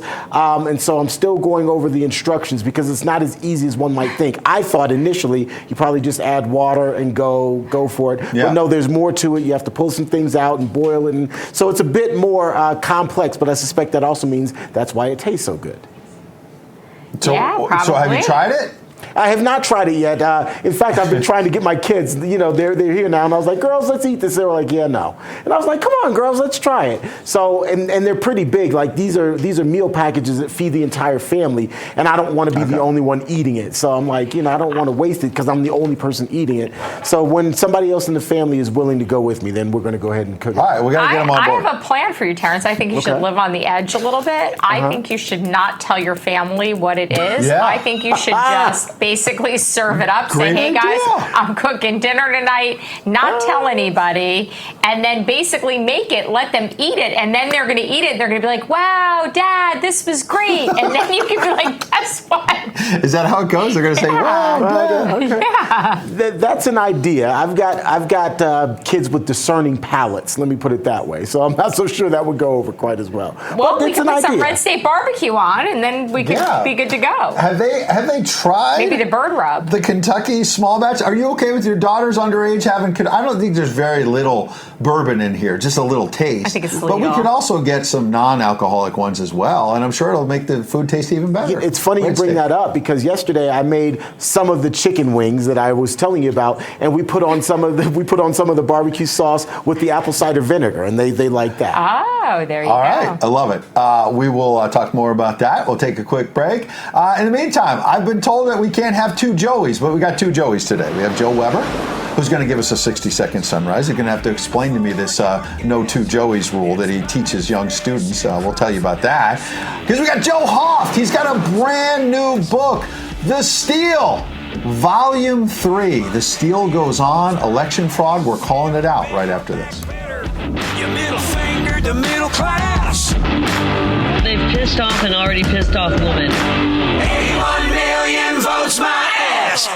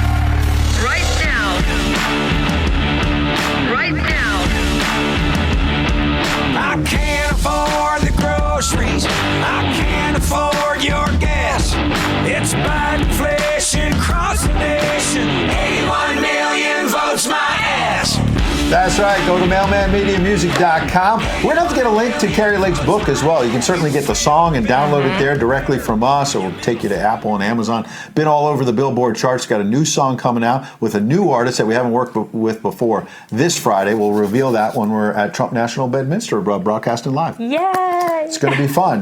By the way, if you want more President Trump, today about noon Eastern, we will be streaming live Real America's Voice. Hopefully I'll be walking somewhere and I won't be here, but if they need me, I'll come in. The New Hampshire Federation of Republican Women, they have an annual luncheon about noon Eastern. President Trump will be speaking. We'll be streaming that. You know, Fox wasn't covering the speech over the weekend, the Faith and Freedom Coalition. We streamed that live. Then the president was in Michigan getting that award. And more importantly, talking to real American voices. We streamed that live. The others were not. And now we'll be streaming this live. I doubt the others will be doing that. I can probably guarantee that. And I believe he's also going to be officially opening up his campaign office there in New Hampshire. So the campaign moves forward. Very exciting. And when it comes to Fox News or people, when somebody shows you who they are, believe them, right? Absolutely. They've just rearranged the deck chairs, I think, too. They moved around some of the same faces. So we'll see how that works out for them. In the meantime, make sure you're tuned in all day long and streaming Real America's Voice. A lot of great programming all day, all night long. In the meantime, let's go to some of our partners at Real America's Voice. Just the news for a 60-second sunrise.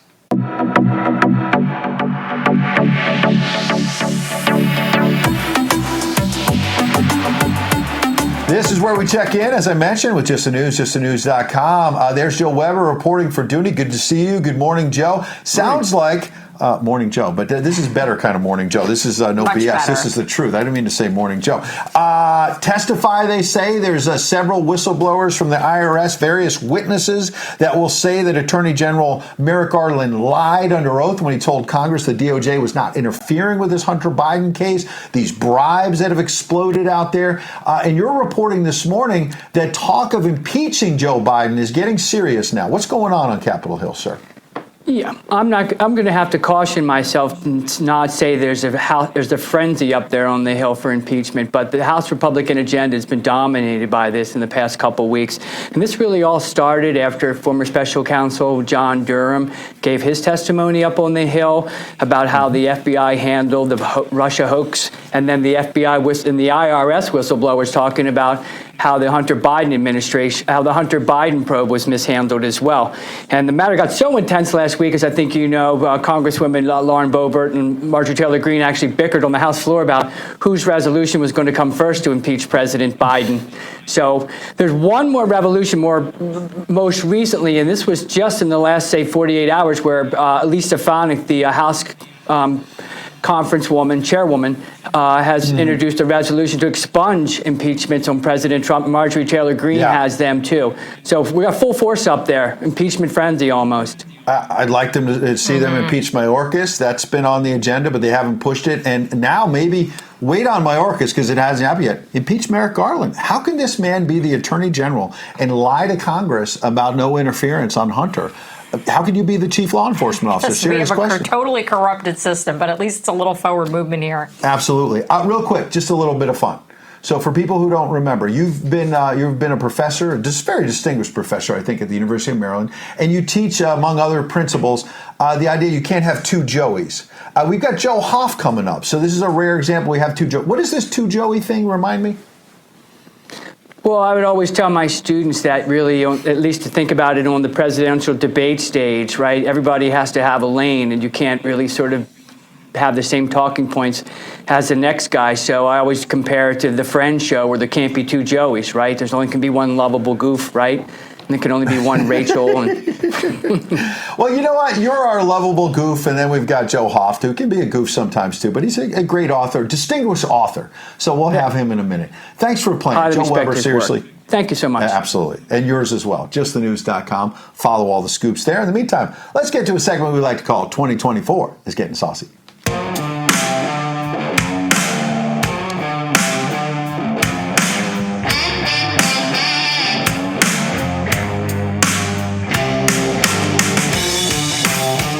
Yeah, this is sponsored by Red State Barbecue. You see that? Hey, they're getting ready for the 4th of July. We're going to have a big special next week as well with Ralph and Chuck, Caroline Levitt from MAGA Inc., all kinds of folks participating in our patriotic special, redstatebbq.com. Use that promo code RAV10 and get 10% off. You need to stock up all summer long. You see it right there. Look at that shack there. And I say shack very romantically because it's in Lexington, Kentucky, and that's a bit of Americana. It is a bit of Americana. We have people making pilgrimages to go there from our Getter chat. For tomorrow's show, I just found someone on social media is actually, as part of their wedding, is buying Red State Barbecue as like the arrival gift when people get to the hotel. And give them a little bit of flavor, literally and figuratively. So there you go. In the meantime, we teed up. We got two Joeys today. This is no knock on Joe Weber, but Joe Hoff is the marquee attraction this morning because he's got a brand new book. You see him every other week anyway with his brother at the Gateway Pundit, but he's got a brand new book. We'll put it up, The Steal, Volume 3. We've already talked about Volume 1 and Volume 2. Now let's talk about Volume 3. Joe, good morning. Welcome back, sir. Congratulations on the book. Well, thanks so much. Yeah, it's just going up today, the paperback, so pretty thrilled about it. Appreciate it. All right, people go to Amazon and joehoff.com, I believe. You're a media mogul now. What's new in Volume 3? I know this is almost like, sadly, tragically, the gift that keeps on giving, because there's a lot of talk about doing something about election fraud, and yet the steal continues. What's new? Yeah. Well, thanks, Ed. And I think the main thing that in solving any problem is you've got to define what it is. And being an auditor in the past, we would be like an internal consultant at times, and you would recommend changes and look at an issue. But if you were off track, any changes or whatever were worthless. And if you're even auditing the wrong thing, you might have done a great job, but you should have been over here in the high risk area, and instead you realize all your work was really for naught. So this book in Volume 3 is really the continuation and maybe the conclusion of the 2020 election from my perspective. I wanted to share what happened before the election in Volume 1 and what actually happened in the election in Volume 2 and how it never should have been certified. And I've shared this over and over from a corporate auditor who's done hundreds of audits around the world.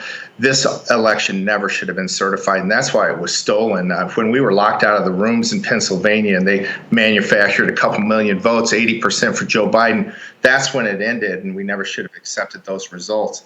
But this third book now is looking at the cover-up, and I guess as I conclude and look back at this work, what hit me is they spent a lot of time and effort planning, et cetera, to cover up this election. It was just as important for them not just to steal it, but to ensure that the steal went through. And I talk about law enforcement and how they turned the other way. And the great work that people like Rudy Giuliani did. He got criticized a lot, but in a couple of weeks, he put together these incredible platforms of evidence on the election and went to all these swing states.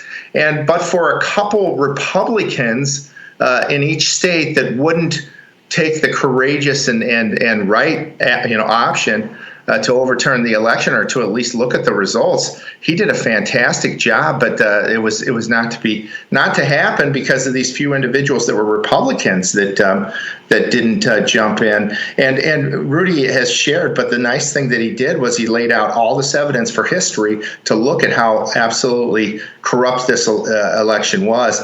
The next step then was to go to the courts. And I remember how Sidney Powell got criticized so much by some people on the right because she didn't win these cases, but she had 3 out of 4 cases land in Obama judges' courts. And so she didn't have a prayer. One of these Obama judges I mentioned in the book, afterwards they were trying to get Rudy to lose her, or not Rudy, but Sidney Powell to lose her license. And one of these judges in Wisconsin said, well, I can't really do that because I didn't even read her case. And yet she threw it out. So, and the Texas case, et cetera. So there's all this evidence of how we didn't have a chance. And so it leads up to today, and what are we going to do going forward? And I've got all sorts of evidence in there, but the big 2 things are, 1, we've got to deal with the systems, and 2, we've got to ensure that every ballot that comes into the election is a valid ballot. Yeah, it's crazy that we've come so far and made so little progress. And, ties into, Joe, how much you talk about January 6th in this book and the tie-ins there with January 6th and this election fraud. Absolutely. Yeah, absolutely. So I brought there's a big chapter on January 6th, and I mentioned the committee that Pelosi and Liz Cheney put together comes out with this report, and they only mentioned one person who died that day. Basically, in passing, Ashley Babbitt was shot in the Capitol. They don't mention the other 3 Trump supporters that died that day. They're not even mentioned. 4 people died that day, and they don't mention them. And so that was all a sham, but it was our last chance. It was our last chance to get somebody to look at the election before it was certified, and Mike Pence looked the other way. And so I go into great detail as far as what happened there, and then get into the audits, especially, which was my expertise. And there's so much. Absolutely. Can't wait to read it, Joe.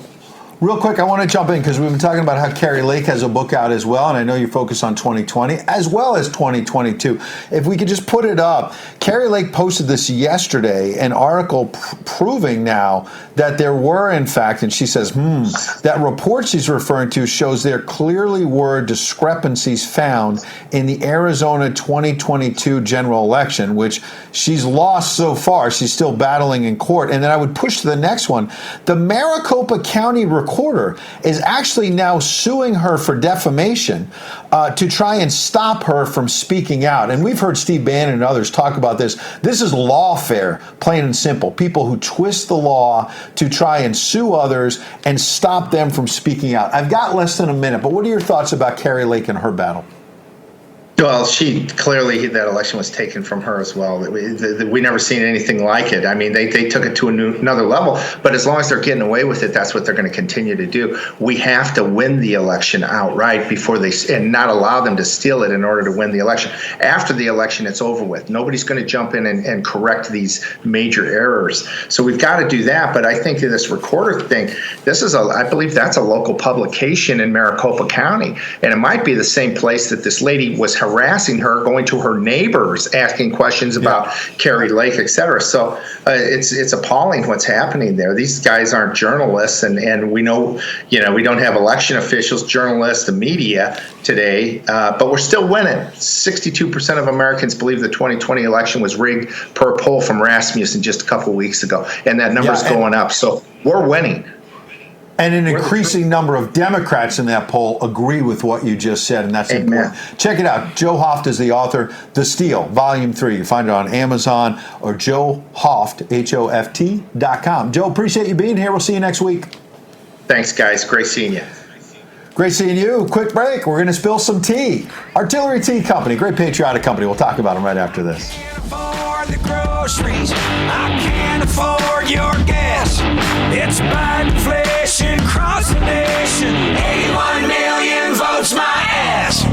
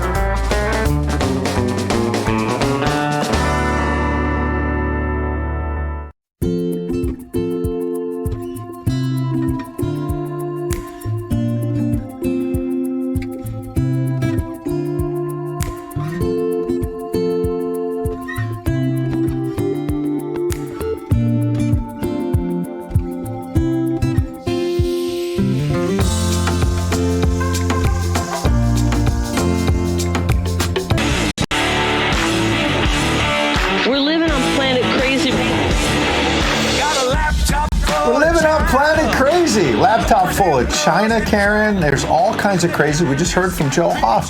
This steal continues, and the mainstream media doesn't talk about it. We do. And hats off to Joe Hoff with this new book, because he keeps fighting the good fight. And he's right. There's a Rasmussen poll that we talked about on the show last week.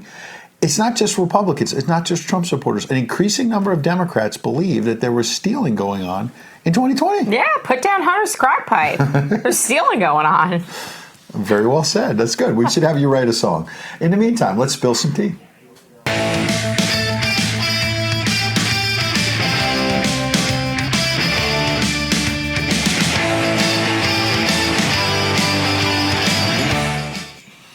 You know, this is where we spill some political tea. You spill some gossip. That's what you do when you spill tea. I like artilleryteaco.com. Make sure you use that promo code RAV.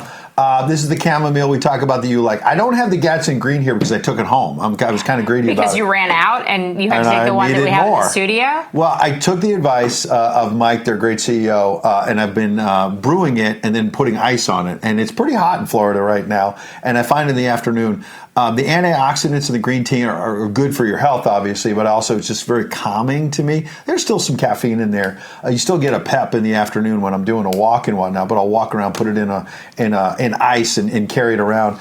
And stay hydrated, which is important right now. The smell is great. You've got that apricot scent, peach apricot in the green tea. But you've also talked about no matter which flavor you pick. That's my favorite. The chamomile. Mm-hmm. There's 15 tea bags in here, but they actually don't call them tea bags. They're tea sachets because they're all natural. And it brews 2 cups of tea for each one. So you got 15 sachets, you got 30 cups of tea. You can actually get more than that out of it, too, with the iced tea. If you let it sit for a while and you let it steep, you can get, I would say you could get 4 cups out of a bag. 4? Yeah. I want to see you do that. We need a video. You're going to have to post that on social. But here's the bottom line. With Biden inflation, this is going to be not just the highest quality tea, but as you hear from Karen, you're going to get more bang for your buck. So let's spill some political tea. BlackRock, one of these evil corporate finance folks, they were confronted, one of their recruiters, by James O'Keefe. He is now at OMG News and still busting some of the bad guys. Watch. I'm like a low ladder person. I'm like a nobody. I don't want to be interviewed in any way. Well, you've already been interviewed. How does BlackRock control the wallet of the president? BlackRock does not. That's what you said.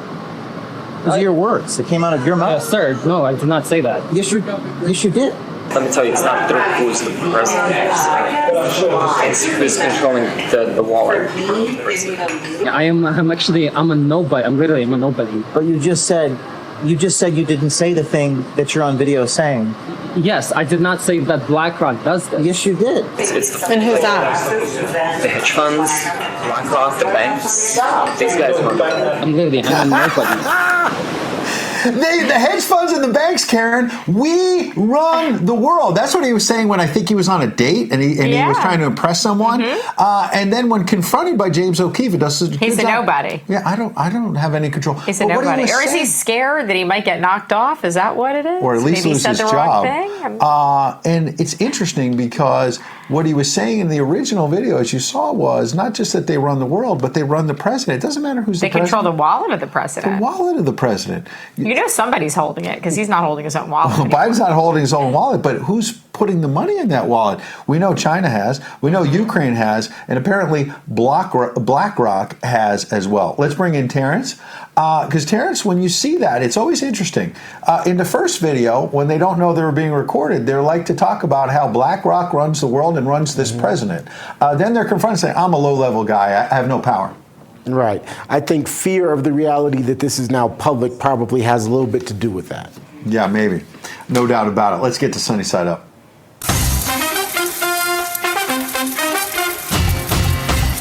We always like to have dogs as some of the ways to go out of this fun. Now, I just want to set up an upcoming Sunny Side. Do you talk to your dogs and do you think they understand you? You know I do. You've heard me talk to my dogs. And they understand you. They do, okay, that's for a future Sunny Side Up. In the meantime, Patriots, we'll see you bright and early. Here's a puppy living his best life.